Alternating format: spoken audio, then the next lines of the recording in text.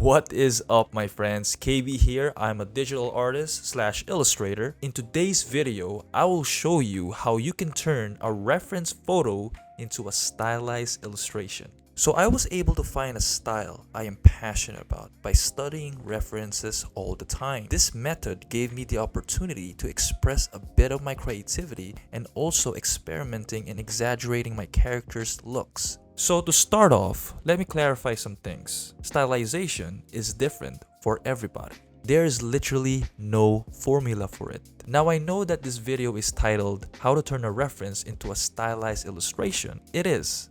But I want to give you guys a broad look at stylization first. But if you want to skip the nitty-gritty of things and head towards to the sketching stage, here is the timestamp.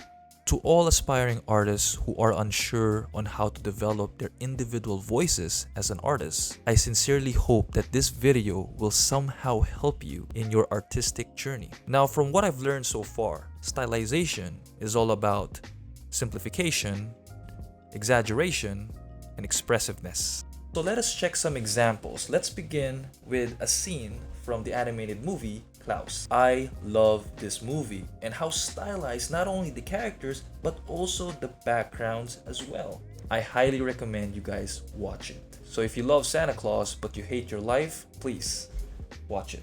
As you can see, we have the simplification of details and the shape of the characters' face features. Like for example, the eyelids are just one single dark line. And if you zoom in, the teeth is presented as simple as well. There is only one line in this corner and one little line over here. They're purposely not completing the entire teeth. Why? Because we don't have to draw every single tooth to make a point. It is better to let the viewer's brain imagine that. Okay, now he looks creepy. Another thing, the entire structure of the character is a compilation of simple shapes. Because of the simple shape, it also affects the exaggeration of the anatomy of the character, like how long the neck is and how big the circular mailman hat that he is wearing. And also the expression of the character is showing here is much more expressive than a realistic face. Even the transition of the colors is simplified. Like for example, if you go in this area, you'll see that it is tan. But if you move towards to the nose, it has that warmer blush red color. Even the ears, if you zoom in. This type of detail is what I implement in most of my artworks.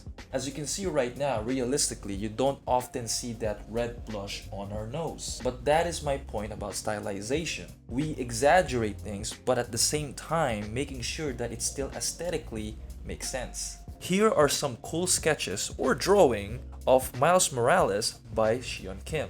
As you can see, it still follows a bit of the rules of realism, but obviously we can easily detect the stylization.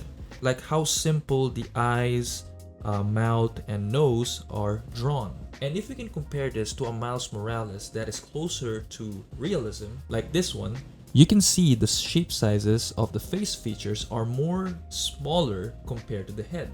But in the more stylized Miles Morales, the eyes, nose, and mouth are exaggeratedly bigger. So these are the things I look at when I study other artists who create stylized pieces. I can go on with this topic for hours, but of course I have to keep this video short.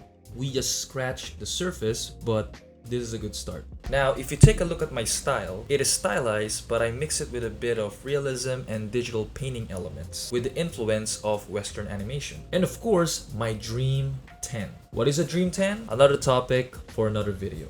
Basically, just the main 10 artists that I obsessively stalk like a creepy fanboy. Now, let's start drawing. So as for my reference, I'll be using a photo of a model that I found on Instagram. Her name is Anastasia, probably one of the most beautiful women I've seen. My God. So to start off, I'm going to do the sketch as always. Now, when I sketch portraits like this, I always start with the head. So I know exactly where to put the lines to draw the shape of the hair and where to start drawing the neck and body. My primary focus is to draw the entire shape of the character, and along the way as I do that, I tend to add a little bit of details like the hair, the folds on her clothes, and the face features, so I know where I will refine the details later. Now, important note, As I draw the character, I'm not entirely copying the model's features but just getting the general look. So basically, I'm looking at the reference back and forth so I know what she looks like overall, and making sure I simplify every shape and exaggerate the character a bit. Like in this case, the size of the eyes is much more bigger. So as you can see, the stylization I'm doing here is close to realism. Stylized but still has a bit of realistic feel. So what I'm going to do is just finish the sketching stage first, then after that, I will draw over the sketch and make my second attempt a little bit more stylized. Cleaner lines by adding a bit of flow and curves to the lines on some areas of the character, like the hair, the size of the necklace piece, and also take advantage in using the liquify tool. So let me show you how I will adjust this a little bit. First off, I am going to liquify some parts of the character, like the head over here. So as you can see, I made the drawing grayscale and lowered the opacity. Then I created a new layer where I'll be drawing over the sketch. After that, I'm going to make the eyes a bit smaller and make the necklace pieces bigger. Now that's settled, let us now start drawing the cleanup, the second attempt of making this piece more stylized. I'll show you what I mean by adding some flow and curves to the character's features. This second attempt is much more cleaner and precise. Basically, this will be my line art. The changes are subtle, but when you look closely at the hair, it is more curvy, like it is completely following a flow. Now, let's compare this line work to a sketch I did. This sketch is more stylized than the first one I did. In order to make it like this, you can break down the look of the character first without thinking on how to exaggerate the features of the character. Just like what I did in the first sketch, my priority was to understand the entirety of the character. Then I drew over it and made the lines cleaner, like made it more curvy. If I want to push the exaggeration further, I drew a more geometric shape of the character's hair that is following a flow like this. And you can see this flow pattern everywhere in the character's body. You can see in the neck over here, the shoulders, and so on. Now I did this by drawing over the first drawing I did of this character. Now this is just a demo on how I push the exaggeration of my characters. So I won't be using this sketch. I'll be painting the first drawing I did because I like how it is closer to the realistic spectrum. After the line work, we will now add the local colors. When it comes to stylizing colors, it also depends on the environment, but in this case, I will make the colors more vibrant than the original reference.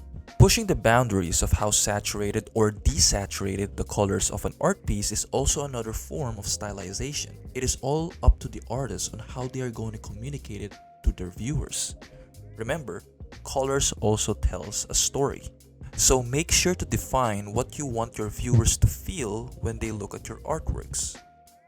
Fourth stage is the background. Now I'm also going to stylize the background, and as you can see, I'm only using my soft default brush. I'm not worrying about the details because I'm going to blur out the background anyways, and it is very important to paint the background first before you start painting your character. It helps you have an idea on how you paint your character's lighting.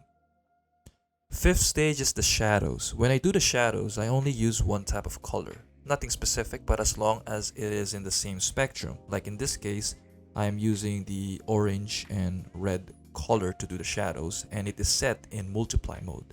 So there's nothing much to do here when you try to push stylization, because we already set the foundation, which is the colors and the drawing itself. What I'm doing here is just looking at my reference and making sure the shadows I'm painting is accurate. So there are three shadows I mainly look out for: form shadows, cast shadows, and contact shadows. The form shadows is what defines your character's shape. It is what makes them three-dimensional looking. Cast shadows are shadows created by something blocking the light source, while contact shadows is basically two objects are sticking together, and in between it forms a shadow. Like in this piece, it is the arm being close to the torso. This shadow is often the one creating the details of your art piece. As you can see, I already added the red blushes on the character's nose and cheeks, making her cute. Now let's move forward with lighting. So I created a new layer and set it to linear dodge mode, or in Procreate it is simply called add, because whatever color you are using to paint, it adds more intensity to your brush. I'm using the lasso tool to help me create the shapes of the highlights of the character's hair. and it helps me create that dynamic sharp edges because I don't want it looking bland by just painting small hairline strokes one at a time. Now, to make the hair look softer and less solid looking, I erase the edges using my soft brush tool and paint over it with some brushes that can help me make it look like hair strokes. We are basically in the rendering stage now. The lighting and rendering stage always comes together in my process, like back and forth. So I created a new layer with no blend modes or anything, just normal, and painting over some areas that need some refining. I'm using my render brush tool to do this, and some brushes I downloaded from my Dream 10. I also created a new layer to add the color dodge lighting effect to make it look more vibrant and warm. And to make sure I've done everything right, I checked my character as a black and white version to see if the character is really popping out or separated from the background. Basically, in this stage, we are just adding some sprinkles on top of our ice cream, like adding more twinkles in the eyes, liquefying some parts of the character, adding chromatic abbreviation, flipping the canvas to see some mistakes or check if I have any regrets, using the saturation tool for the face, and take advantage of the curve adjustment, and so on. So what I usually do after this is just leave my artwork for a couple of days, 2 or 3, and get back to it. Having some fresh set of eyes really helps you see your mistakes or even give you some ideas on how to improve your art piece further. Alright, after hours of painting, I am finally done with this piece. So here is the final result. I am truly proud how this turned out. I had some doubts with my digital art skills sometimes, but yeah, she is not only pretty but also stylized. Now, in my experience, stylization makes my art studies more interesting, and that is the point of this video as well. If you're still in the stage of practicing and developing your craft, this is another method that you can use.